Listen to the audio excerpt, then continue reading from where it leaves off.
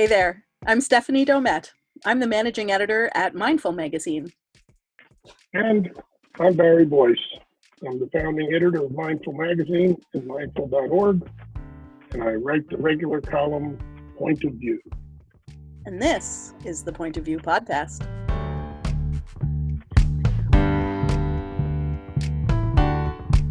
Welcome to a special pandemic edition of Point of View.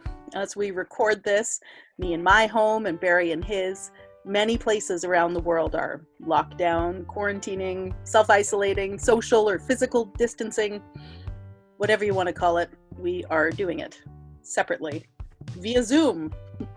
So today on Point of View, we're glad to have an opportunity to come together in this way and talk about mindfulness and meditation and a particularly delicious spoofing of the mindfulness world, courtesy of Phoebe Waller-Bridge's brilliant BBC show, Fleabag. Hello, Barry Boyce. Hey, Steph. Hey, listeners out there. Hope you're surviving the pandemic best as possible. Nice to have a chance to be together. Hey, Barry. Yes. Once again on Zoom. Yes. I'm living on Zoom. It feels like another appendage. Yes, me too. Everything happens on Zoom now. I'm having a happy hour later, coffee with a friend tomorrow morning. Yeah. Going to a literary festival and chatting with you, which I'm glad to be doing. One of the things this period of self-isolation has afforded me, Barry, is the chance to watch all of Fleabag in 2 big gulps. It also afforded me the chance to watch Tiger King, but I feel that is a whole other conversation. I know that certainly is a whole other conversation. Yeah, we'll maybe leave that one for now. Yeah. But you've watched Fleabag, and I want to know what you want to say about it for those who have not yet gulped it up, as I have. It's Fleabag is, a half an hour dramedy. I think it's about 8 episodes per season kind of thing. You can gobble it up quickly or you can take it in doses. And it's part of a kind of show that's the theater of the awkward, where the characters show an incredible amount of vulnerability, which is often, extremely hilarious and also, very poignant.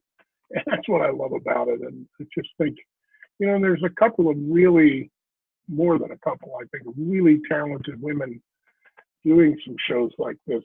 There's Issa Rae has a wonderful show that's now in its 4th season called Insecure. And her co-star there is a Nigerian-American actress, Yvonne Orphy. And they explore, in a similar way, awkwardness and the quality of friendships and your relationships with your family, and just all sorts of really poignant moments come out, and a lot of hilarity. We really get to laugh at ourselves. So I don't know much more I can say about it. It's kind of profane, as is Insecure, but the profane is often where our awkwardness and vulnerabilities come out. Oh, that's an interesting take. You write about a particular episode in the June issue of Mindful in which Fleabag and her sister attend a silent meditation retreat. And I feel like there's so much to unpack in this little 30-minute episode. First of all, their father gifts them this retreat, clearly hoping that Fleabag will emerge, I guess, better somehow, or maybe just different. You write, this is the one and done approach to mindfulness. And it's really made more delicious to me by the fact that Fleabag herself has not chosen it, but rather has had it thrust upon her. Yeah, I think it's really interesting, the relationship that the sisters have with their dad.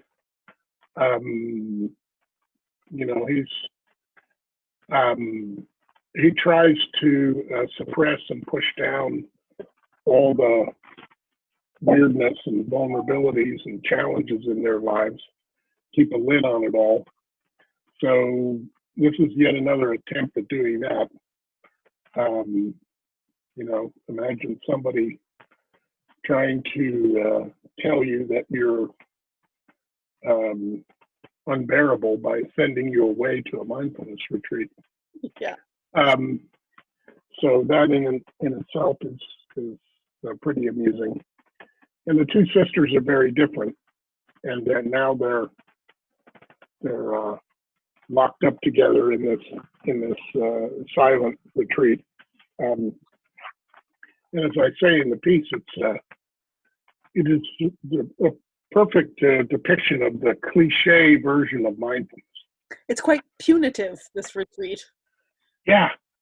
Well, it's also the leader of the retreat is really super passive aggressive. Yes. Which is, now just relax and be yourself. But there's no talking, and and she has them, cleaning the floors, and they're like galley slaves. They picked that up. I mean, the writers have picked up bits and pieces from actual retreats. Because on actual retreats, if you go away to a retreat, you may be asked to do some work. But maybe not scrubbing the grout with a toothbrush kind of work? Yeah, usually not. No. Well, somebody. I have cleaned a few bathrooms. Sure. But generally, you're cutting up vegetables, and usually the same people who are cleaning the bathrooms are not also cutting up the vegetables. They're very attentive to that kind of thing. But important hygiene. I think that, of course, the main thing is that rather than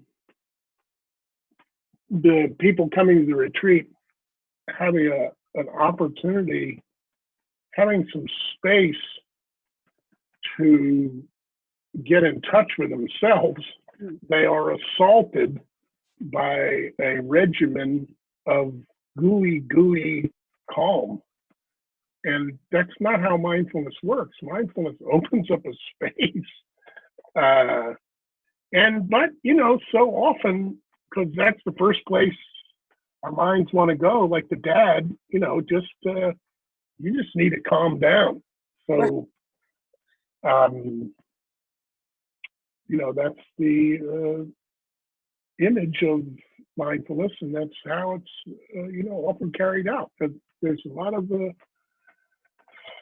kind of creepy and crappy versions of mindfulness. Caveat meditator. You have to be careful that everything that's called mindfulness isn't the real deal. Yeah, I love this idea of creepy or crappy, and this retreat is really both creepy and crappy. It's also good. I love the send up because it's really refreshing to have the thing that you're into and promoting, to have it satired, because, I talk a good game, but I've also probably done a bunch of those things, been passive aggressive about trying to calm people down and been kind of holier than thou about being more mindful than other people. And that's kind of the main thing that the person leading the retreat is like, she's more mindful than everybody else, and you have to live up to that standard. And that's a really crappy way of teaching. But not as you say, not an what am I trying to say? It exists. It is a way of teaching. There are creepy and crappy mindfulness programs. It definitely exists. Also, I mean, there's the spa-like atmosphere. That's another approach, where you have this, takes place in this posh mansion. It's quite kind of spa, the spa version of a mindfulness retreat is another feature. Now, I know a lot of people who've opened up and operate meditation centers, and it's not exactly like running a spa. It's so. But of course, in any satire, there are some tendrils of truth, right? That's what makes it funny. Absolutely, yeah. And there have been attempts to turn, and this happens a lot in the yoga world. Mm-hmm. You hear all the time of, yoga retreats in Aruba. Yeah, right. Or Hawaii, or the top of a mountain in Ecuador or something. Yeah. So it's kind of, you combine this privileged vacation with, your inner exploration. When, most of the really authentic mindfulness retreats, it's just a place to go that's apart from the world. Right. That's another thing about this is what's being satired is collecting experience. It's like you're going to go away and have an experience. I'm going to go to this, like, this is what the dad's expecting. His right. daughters are going to go away. They're going to have this amazing peak experience and come back as different people. No, that's not how it works. It's, right. It's practice, which indicates that it's ongoing. Yeah. Yeah. Yeah. It's actually more like going away to violin camp. Right. And then coming back and doing your weekly violin lessons and your daily violin. Yeah, exactly. And, violin, because of the intensiveness, you're going to get better. You're likely going to get better at the violin, or at least unlearn some bad habits you maybe had. Mm-hmm. But, you're not going to come back as Fritz Kreisler suddenly. I don't even know who Fritz Kreisler is, but somewhere back in my memory, there is that he was a great violinist. In our show notes. Yeah, we'll have to check that out. Just insert in my voice some other actual violinist. Amazing. We have the technology. Itzhak Perlman, wasn't he a violinist? Maybe. Cello? We're at the end of my knowledge. Instrumentalists. Yeah. In any case, more like violin camp than, a peak experience. And the peak experiences are good and great. That one definitely could have one in meditation or on a meditation retreat. Yeah. But they're called peak experience for a reason. It's like it's like mountain climbers, they get to the peak. But how long do the people who climb, how long do they stay on the peak? Not very long. You have to come back down because the air is too thin up there. So they can't all be peak experiences, or then that's just the new flat. Yeah. So I really loved in this episode too that there's a parallel men's retreat also happening on the property. And it's basically just a lot of very angry misogynists yelling at a blow-up doll and being lauded for getting their feelings out. Yeah, man. That one, I haven't taken part. I've never been involved in a real corporation. So I've never been part of a sensitivity retreat. So I don't have as much. Sure that's not how they go. Well, I hope not. My God. I hope that if they're trying to learn to be more sensitive to women, that they talk to some actual women. Yes. Epithets. Yeah.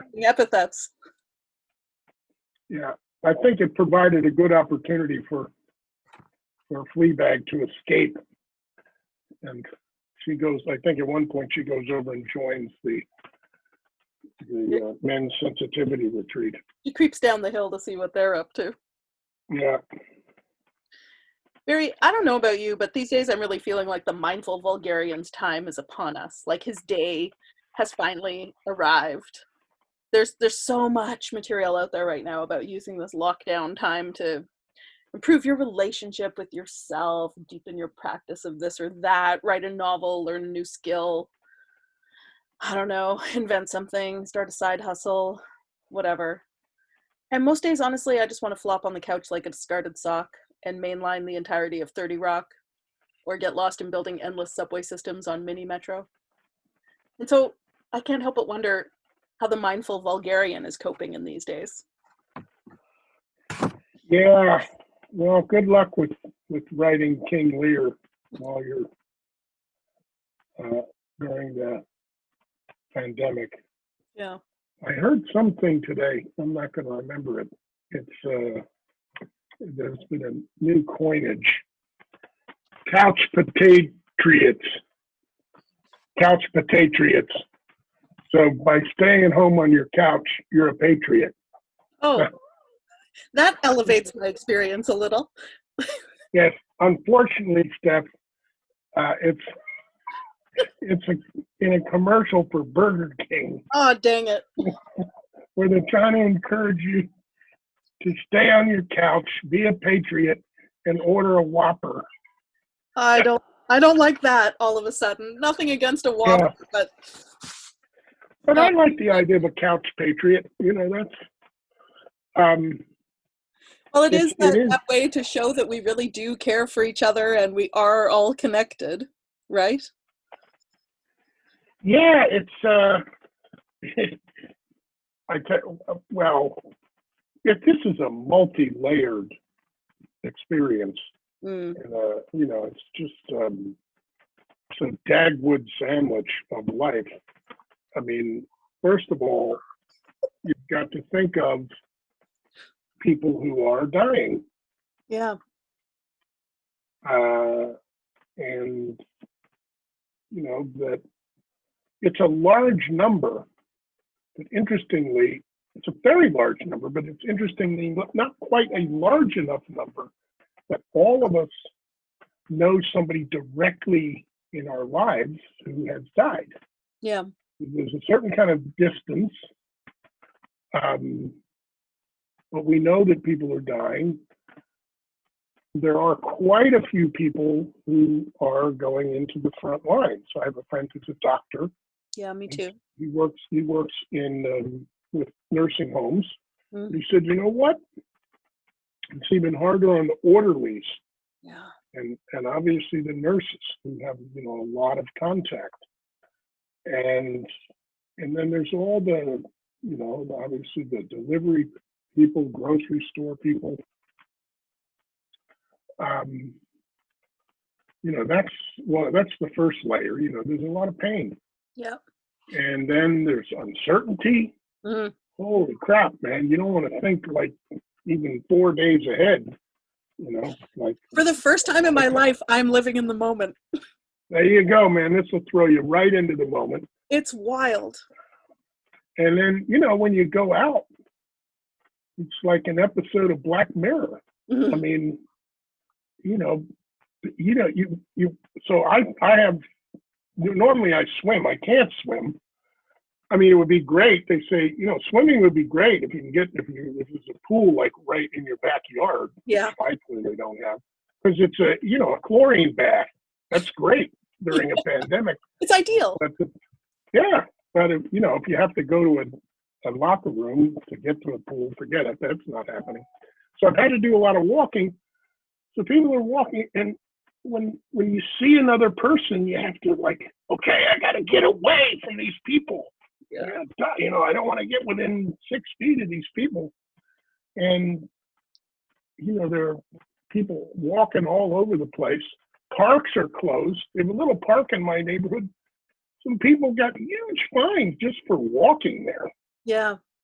And then at a store, there's these lines with marks. And it's honestly, if you'd seen an episode of a science fiction show depicting this, you know, suddenly it's turned into your reality. Another layer is that, you know, as you get down a little deeper,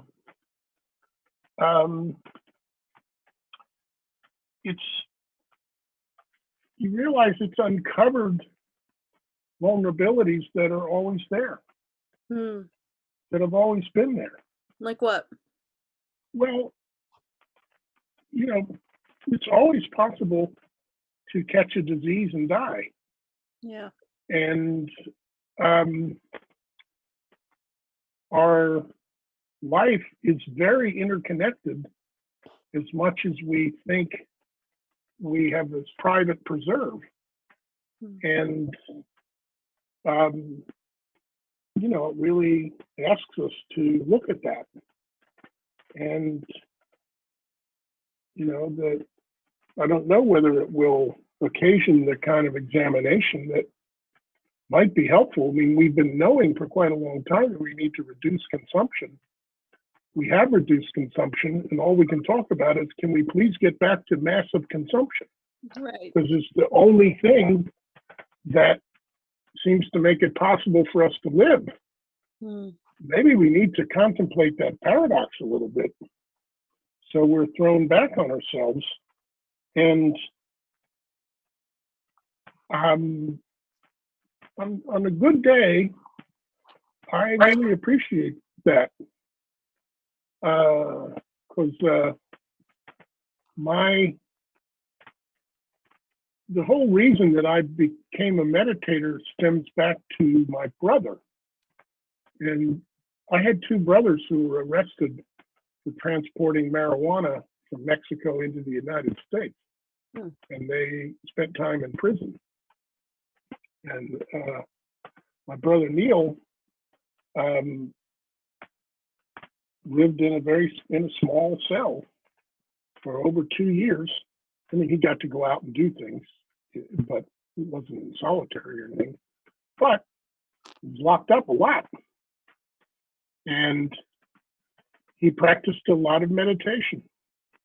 And when he got out, he continued that pursuit, and he inspired me to do it. And when you find yourself in reduced circumstances, this is something prisoners know about. Yeah. There can be a window. I mean, look at what happened with Nelson Mandela. Right. His imprisonment made him so incredibly powerful. So the time of having your circumstances reduced and your life simplified can allow for a kind of reflection. I don't know if you need to write King Lear, but it can be helpful to have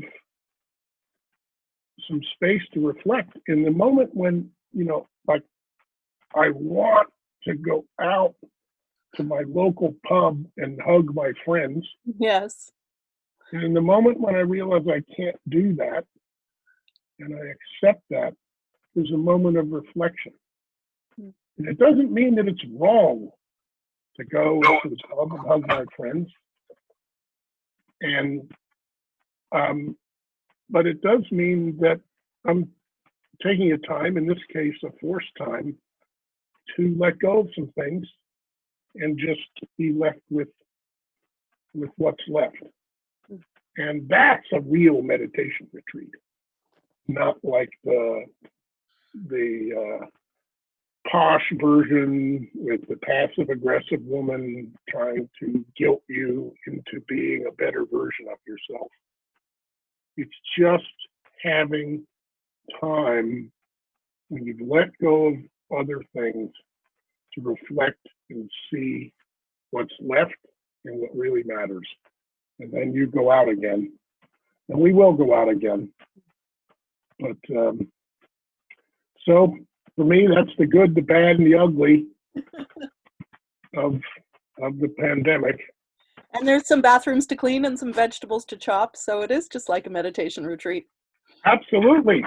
Absolutely, man, because ain't nobody else going to chop those vegetables right now. Not right now.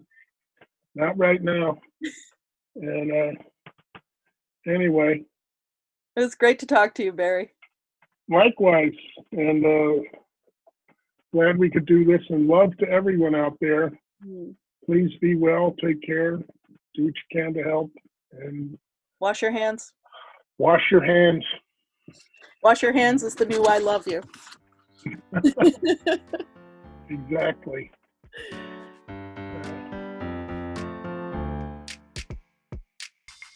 This has been the Point of View podcast with Mindful founding editor Barry Boyce. This podcast is a production of mindful.org. If you'd like to talk with us about what you heard here, if you have a question for Barry perhaps, drop us a line. podcasts@mindful.org. You can find more of Barry Boyce at mindful.org. Pop his name in the search bar. There's lots of audio practices, tons of stories written by him, along with all the other episodes of Point of View. I'm Stephanie Domett. Till next time, hang in there, friend. Wash your hands.